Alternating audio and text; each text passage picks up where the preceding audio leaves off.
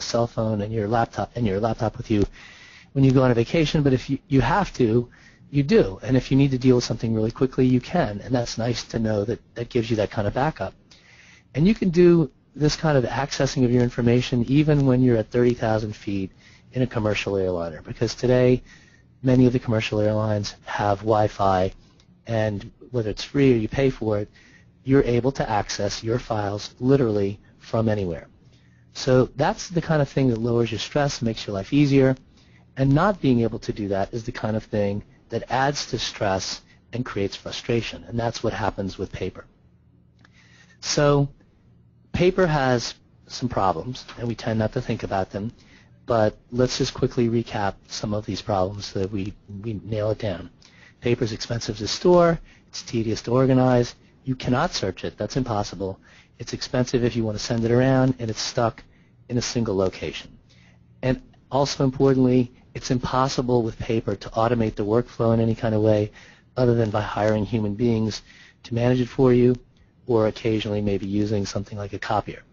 So what we need to do is think about transitioning our practice to one that is easier to work with. So that's a paperless law practice.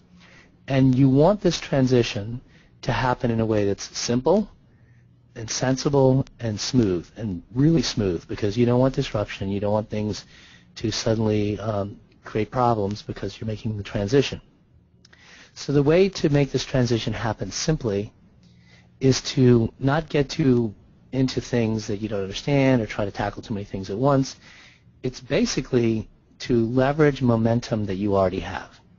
And that makes it a lot easier to do. So the key here is, in a nutshell, is you want to go for the low-hanging fruit and avoid things that cause big problems, which I refer to as landmines. So those are the two L's, the low-hanging fruit and the landmines. And you want to capture the low-hanging fruit as smoothly and as steadily as possible and avoid anything that blows up.